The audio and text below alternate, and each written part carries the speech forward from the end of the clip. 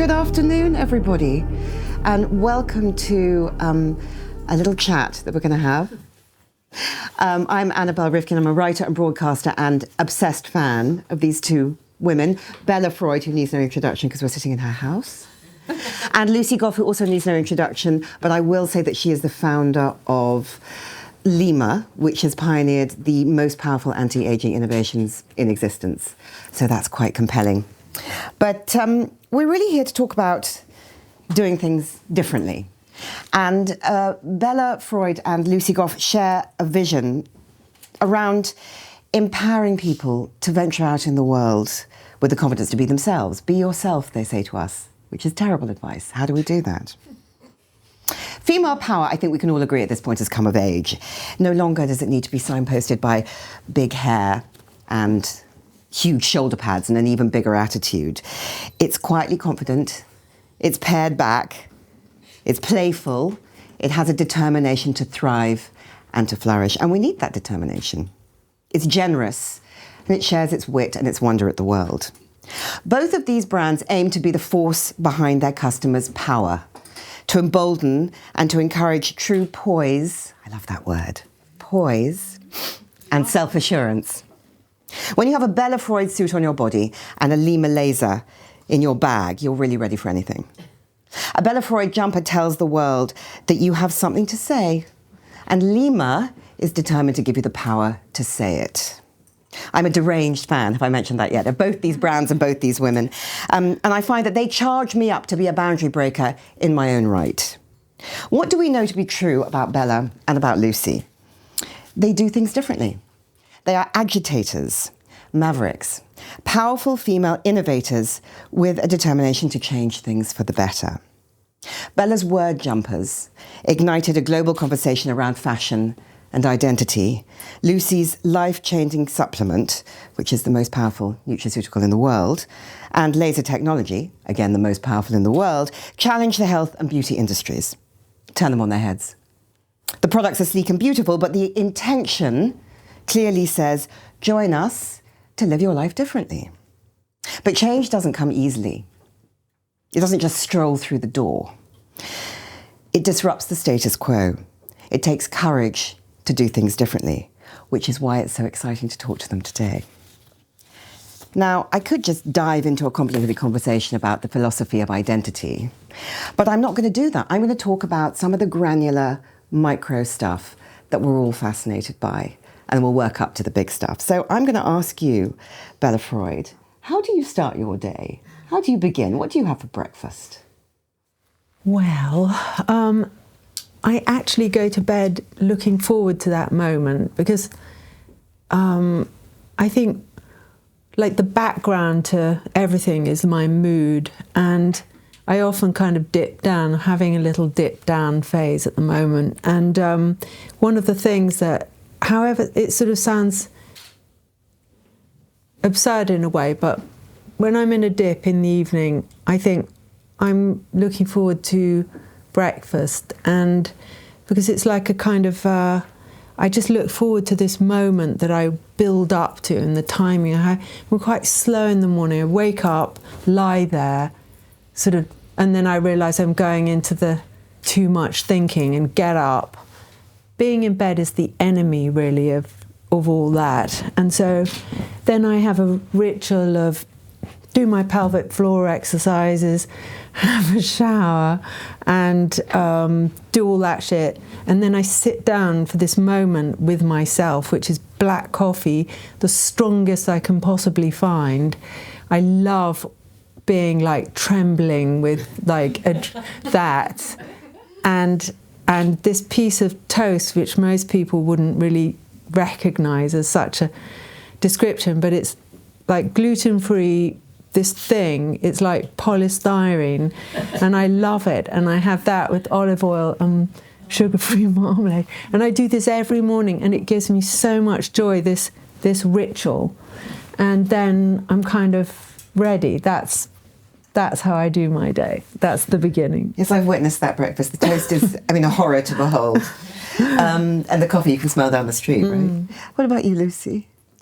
I think there's some similarity there, but there's a calmness there that I just don't have in the morning. I think I wake up to complete chaos. I've got, I had a baby at 49, so we always joke I am the world's oldest mother next to Bridget Nielsen. But so I wake up to a baby, an 11-year-old. I've lost my homework. I never did my homework. My milk is the wrong temperature. I'm not eating my packed lunch. I'm not eating anything for breakfast. It's like just goes on and on and on and on. And as each moment goes on, I just look forward to the moment that I can arrive in the office, and I'm always the first one in the office, to a complete silence. And I go over to the shitty coffee machine, because I only like shitty coffee. And like, there's an amazing coffee machine at work. It's like the world's best coffee machine. And I have like this little Nespresso-y, but like the cheapest one in the range.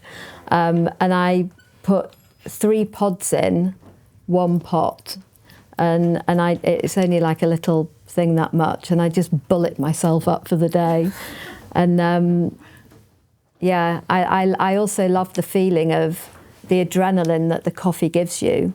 And I get really sad when it's over, because I know that I can't have another one until the following morning. So no, I live for that coffee. I also go to bed looking forward to that moment of coffee, but I think it's a moment that I know that it's just going to be me on my own, like with this power surge of energy that goes through me, that's going to like jolt me through into keeping me going till like 10:30.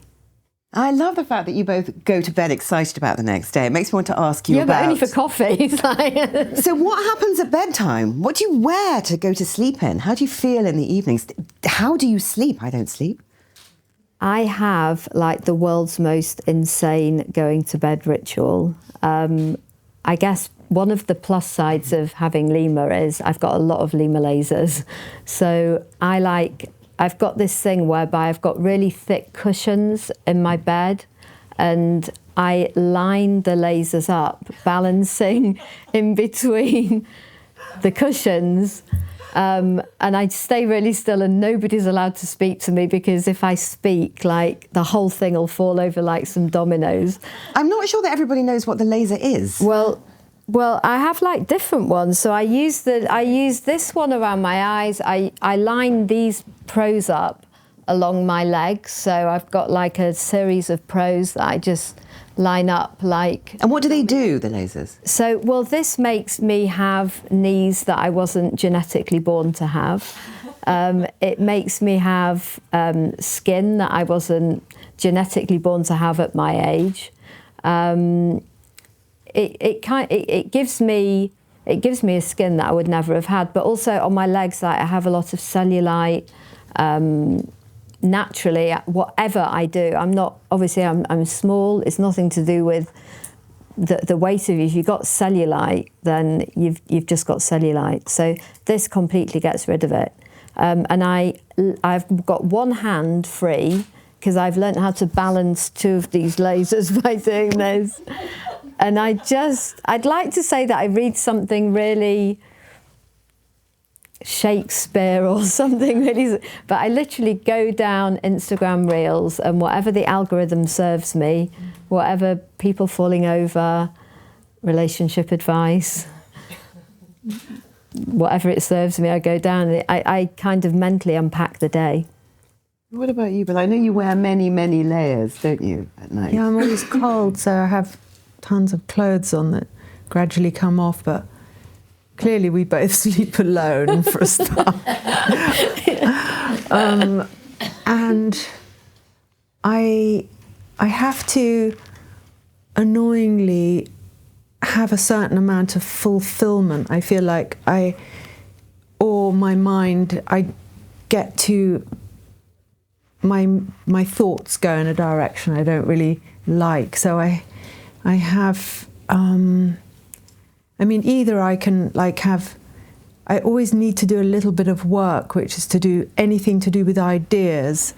I know it sounds a bit much, but it works. It's like the coffee. The more anxious I am, if I have very strong coffee, it creates almost a perfect storm, and it sort of calms me down. So I'll try and have something educational.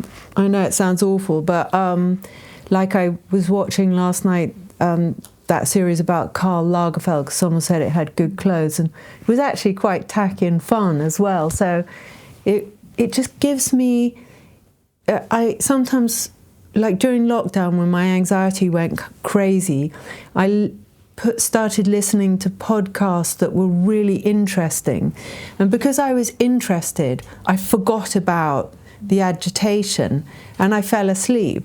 And I know that's a good method for me. So I like to be interested in something, even if it's like listening to music. I listen to this singer called Charlie XCX or something, who has a song, this thing called Brat. Anyway, I was like, oh, because in my studio we'd all disagree. Everyone hated it except me, which is, anyway, and I found that just that actually gave me quite a lot of inspiration to stop thinking about myself and to think about other things. It just this sort of balance and open-mindedness came in. So I'm kind of aiming to do that. And I have another pelvic floor thing that I do. So when I do share the bed with someone, I'm going to be very good. So it's the morning again, and it's time to get dressed. Like, holy fuck, getting dressed. How do you have why are you wearing what you're wearing today, for example? Why did you choose that, Lucy? I feel very safe around a black base. I know these are navy, but I'm also colourblind and I can't tell the difference between black and navy. So to me, these are black. I feel very centred around black. So normally throughout the day, I always wear black leggings with stars on that I've got like 10 pairs, same pair of black leggings, and a black V-neck cashmere jumper. But I love like the safety of the black, and then something that's brighter. And I think that Bella just does such incredible contrast that are so easy to wear. Like you don't feel as though, like with some, with some brands you think, well, I'm going to be uncomfy the whole day. I'm going to look good, but I'm just going to be uncomfy the whole day. And what's so lovely about Bella's clothes are you can they empower you to feel comfortable and to look distinctively Bella. Why did you choose what you're wearing, Belle? Well, after this, I'm going to this dinner and a fancy place, and so I wanted and I suppose I like anything that has a uniformy element, and I've got this massive nylon chrysanthemum that Phoebe Philo gave me in my bag, so I'm going to pin that because it says dress festive, and I just wasn't in the mood to be wearing a colour. And I just feel really good and ninja-like if I'm wearing any uniformy thing. And I actually wear the knit that you're wearing. I wear that quite a lot. I like wearing the same thing. So I'll often wear something a bit uniformish. And I like the way the white comes through or the colour comes through those holes. And wearing a shirt and tie is just like a solution to everything. I didn't get one when I was at school, and now I sort of just decided I don't care what. I love it, and I feel like, I think I was going to say I don't care what anyone thinks, but then I want to stop saying these things that a lot of women say, these tropes. And so I was thinking about that today about our conversation about how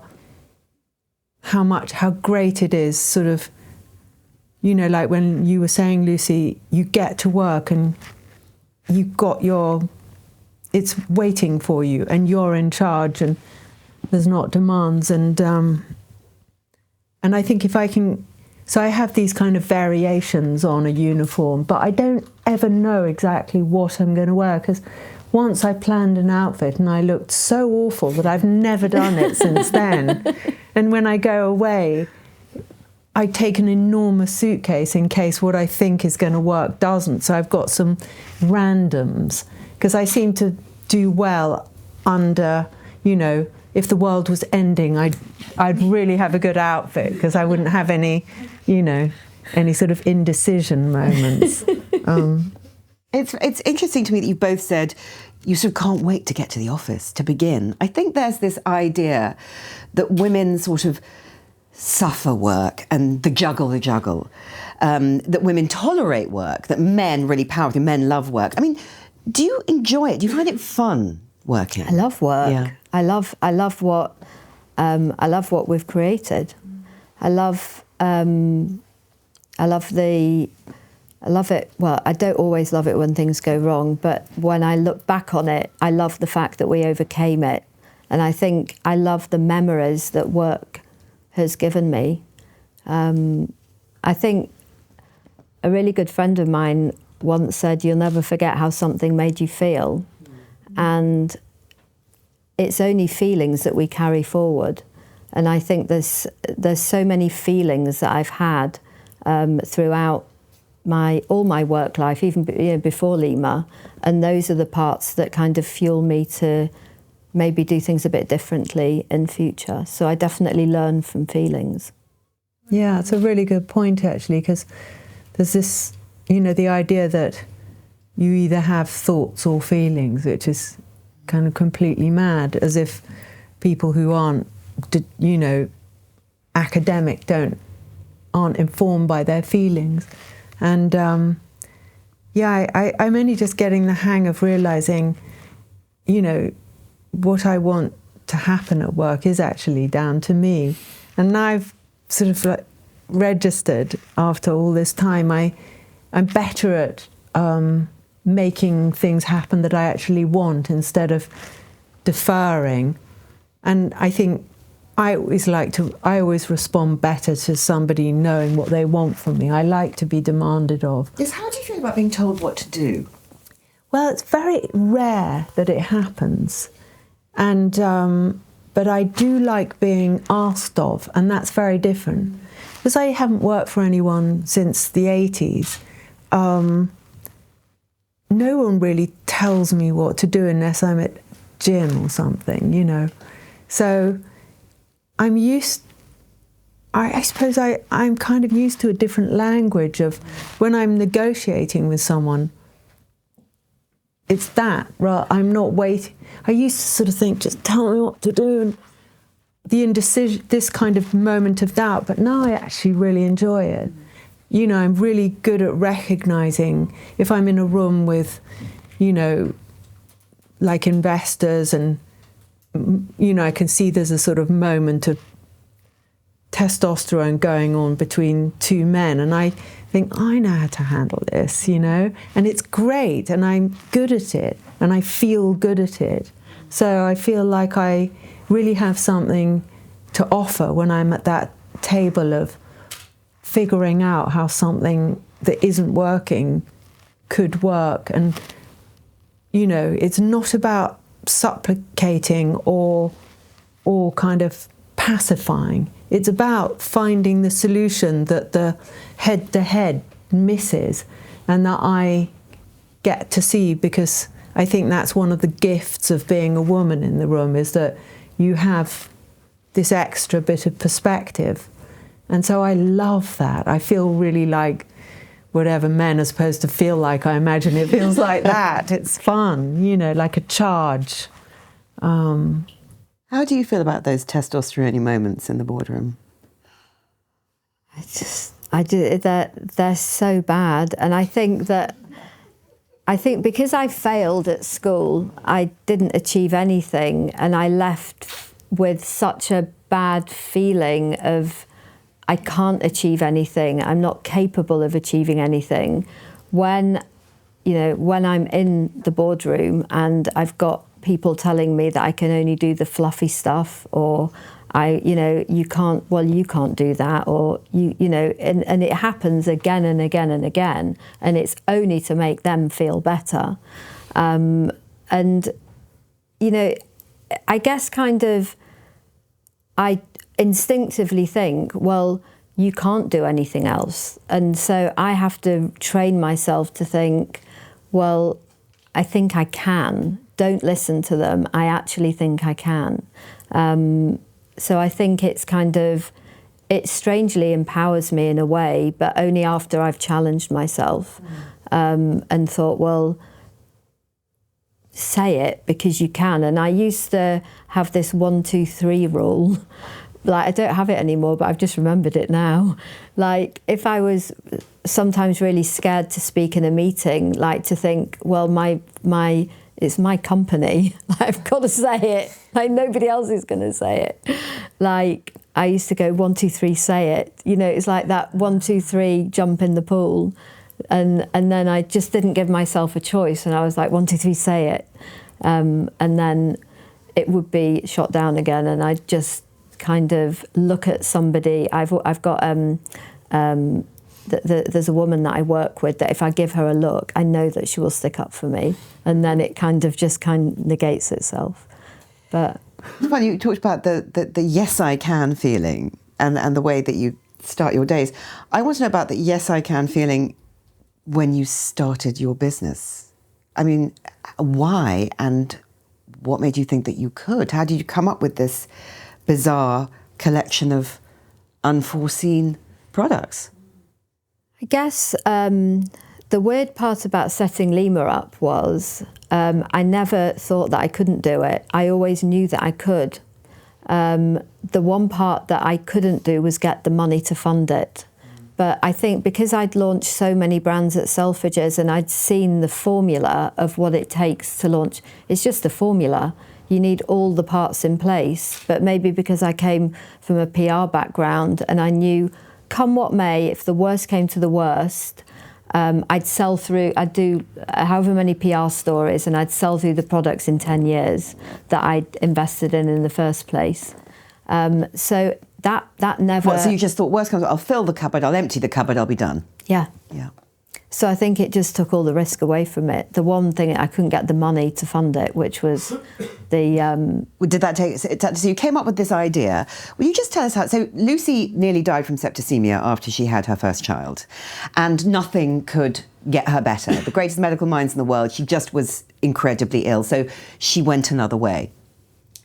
Yeah, so I ended up in Geneva at one of these clinics. Like, my mum just didn't know what to do with me and just put me on a flight to Geneva. And I bumped into this longevity professor, this incredible guy called Professor Paul Clayton, and he introduced me to a category of ingredients that changed my life. And 4 weeks after taking these patented medical grade supplement ingredients, I just felt myself again, and that was kind of the premise for starting LYMA. And then how long did it take you to get the money? Well, in the end, I didn't get the money, and I had to remortgage my house to get the money. But then afterwards, I took some money from Pembroke, like a couple of months after we launched, actually. So we got our money in the beginning, and it was actually quite interesting because when I'd reached out to over 50 VCs in the beginning to try and get the money, and they'd all said no, that nobody's bothered about, you don't understand the market, Lucy. Nobody is bothered about spending £150 a month on a supplement. Like, don't be silly. And then after we'd launched and they'd seen these amazing PR stories that I'd placed on it, they all came back and went, oh, oh, wow, we've seen it. Yeah, no, let's have a meeting we'd love to put the money in. And there was only one that I hadn't reached out to in the first place, and that was Pembroke. So I thought, something's going to go wrong multiple times along the way, and the VC will just say, well, I knew it would never work anyway. So at least with Pembroke, they were the only ones that hadn't turned me down. How did you start, Bella? Just so unlike that. I had no idea what I was doing. I just knew I'd been working for Vivienne Westwood, and I just knew I had to make. If I stopped, I had this fear that I'd just sort of never be able to carry on. So I just started making accessories and knitwear and made a small collection, got an order from a Japanese shop, and that was in 1990. And I've never stopped, even though sometimes I've done very tiny collections. And once I bumped into this friend of mine who's a fashion journalist, and she said, "What are you doing?" And I was about to say, "Oh, no," and then I said, "I've done a collection, it's one piece." And I thought, God, that's what I've done. Yes, that'll do. What was it? And it was the Ginsburg's God jumper. Ah. And was that the jumper that changed everything? Yeah, it was actually. I mean, in the beginning, yeah, I had this kind of sense of identity of this girl that I wanted, I wanted to people to look like, and she was based on this heroine of a Colette novel called Claudine. She's incredibly mischievous and outrageous and naughty and conventy and like everything I like. And so I liked the Edwardian silhouette, but I wanted it micro mini. And Lady Penelope was also like one of my alter ego, this kind of composure, in the back of the car with this slavishly devoted Parker. And then she was a superhero spy, killing all these baddies. And anyway, I loved her, and I liked her clothes. She just seemed agile and intelligent. And I've always loved this idea of, that if you have good clothes, it shows your intelligence. And so that's always been That's interesting. Yeah, I think it's a sort of old-fashioned thing. Certainly when I was growing up, this, reducing a woman's beauty to being without any background to it, without any, thinking and feeling. And when you think about those supermodels, they're all just so successful because they're so clever. And, they're just brilliant. And if you have good clothes, you can be cleverer because you don't have to worry about you can feel less self-conscious. And that's always been a driver, like when I'm making things for people or making a collection, I think, this is women's lib, but for different reasons. Yeah. So you're just, you're free. You don't have to worry about whatever. And then you can have good conversation and, just have a laugh. It's exactly what you said, isn't it, about the way that Bella designs. So we've talked about a collection with one piece. We've talked about raising money for your business by remortgaging your house. So I want to ask you really, both creatively and in business, how much risk is too much risk? What is your relationship as a female founder with the idea of risk? It's got to be less than losing it all. Yeah. Always. It's got to be what? Less than losing it all. Right. So you can never risk losing it all. What about when you're developing products? I know that you've sometimes thought about developing things that are just like too crazy, too much of a challenge for the world. Yeah. Can you talk to us a bit about that? Yeah, I think ultimately the risk can never be that you get into a worse position than you are at the moment. So I don't think you can take a risk that risks anything, because then you're not responsible, and the business is a responsibility. So the difference is when you start it and you remortgage your house, your risk is to yourself. But once the business broadens, you're not prepared to broaden the risk with it. No. And I think if you have a company, you have to, with shareholders, obviously if it's just you on your own, it's different. But I think that's always got to be you can't take any risk with products. Because in terms of what you take to market? No. You can't. If you have risk, then it's weakened your proposition. Actually, so I don't think you can take a risk. I've thought about it. I think that you do take risks. I just think that you're very sure about what you're bringing to market. So you are so sure that you don't see the risk. Maybe I'm deluded. I think you're deluded in the most creative way, actually, because I've seen you do it. What about you, Bella? Well, I mean, fashion is just an endless risk, because sometimes you can make amazing things and they're just not, they aren't coinciding with what the trend is. So, you know, but I suppose right now where I am is I'm interested in more than just clothes. I do writing and I make these short films and I've got these other ideas, and they all sort of relate back to fashion. But I suppose I've always been interested of how you come to fashion via another route. Like when I was writing this beauty column, and it was very short, and my collection, it was during the very small, you know, when I was doing tiny ones. And then I'd noticed that people would buy more stuff when they started reading my column.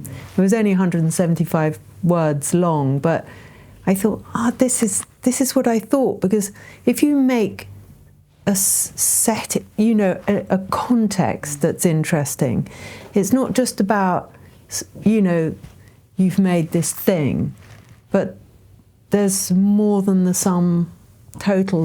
There are things within it, and it makes people curious and interested. So I suppose I just know that I can't ever sit still, that I need to be, you know, nurturing this, and also myself, keeping myself interested. You can't just do collections anymore. It's got to be more than that. And you know, that's why I'm I like what you do, you know, when I listen to you describing how you've come to something, you know, a supplement or a new laser, the thing that you've got up your sleeve. And I think this is just so ingenious. It's like, what do I need? What do I want? What's fun? What's missing? And I'm going to make that and create that. And yeah, so I don't know. It is a bit nerve-wracking. I don't recommend it. I should say, from the person that says she doesn't take risk, after launching the supplement, LYMA then produced the laser that was called the most significant beauty launch in a generation, that won the Time magazine Invention of the Year. I mean, everybody was sort of horrified by what you'd done. How does it work? It is an amazing technology. It's a technology that's actually been used since the 1960s in hospitals, so it's not a new technology, but nobody has engineered it into, so the consumer is protected from the laser, because obviously laser is a potentially dangerous light source. You can burn yourself, you can blind yourself. But it works, it literally works by, when the red light reaches the depths of your body, so it penetrates kind of past your skin, it can go all the way down to the bone. It triggers a genetic switch inside of your cells, and the cells that are associated with aging are switched off, and the cells that are associated with renewal are switched on. And that's why, so there's no damage, but that's why you've got to really use it every day. Because what you're doing is you're switching on more and more cells that had just naturally died as part of the aging process, and you're empowering your skin to behave like before the aging process set in. Yeah, she's actually 86. She looks great. 186. I've died, I've come back. What do you need in your life to make your business happen? To make it work? To make you work? An amazing team. An amazing team. A team that kind of understands what's in my head, which is often a bit difficult because I'm not very good at explaining what's in my head. I can see it so clearly, but how I translate that isn't always what it actually is. So it's kind of like there's a few people that understand what's in my head, and then they have to tell everybody else, because the way I've described it is like often not exactly right. But I think that's part of what's wrong with my brain, you know, with the like all right, with your brain. All right, you know, I think it's all part of why I didn't really do much at school, maybe, because whatever I put on the paper was not what I actually thought was in my head. Or not what they were expecting. Well, not what they were expecting, yeah. Well, you mentioned earlier mood. And so you're trying to do all these many things, and when your mood goes wonky, how do you bring yourself back to centre? Do you have, I know you like a ritual, do you have rituals and techniques and practices that will help? Yeah, but, you know, some things do, but then I just know action is the antidote to, you know, kind of gloom and apathy and, you know, that feeling of shrinking and feeling, you know, feeling like you're failing. And I know that I have to really go against that. And I find, I mean, there are some things that just music is so important. I put music on, I dance on my, you know, I do that. I do find, you know, I feel very lucky I have an incredible team who again, I feel like they ask me to do things. We're quite small, so everyone does the job of about 20 people. And, you know, I may be the boss or whatever, but I have to do stuff, you know, and I say, what do you need from me? You know, and then I do it, and I need things to do. And then when I've done things, I feel kind of restored to a sort of balance. But I need to do quite a lot generally. And then, you know, I have amazing close friendships. They bring me a lot. And also, I do find that supplements and a certain level of taking care of my health is essential, because I love adrenaline and I have a huge willpower, but it just is too it's too blunt sometimes. It can get quite punishing, that, can't it? Yeah, and I can definitely err on that. But now I'm interested in nuance, and so yeah, I'm trying to sort of figure that out. Thank you so much for coming. Thank you for listening, and let's all look at some clothes.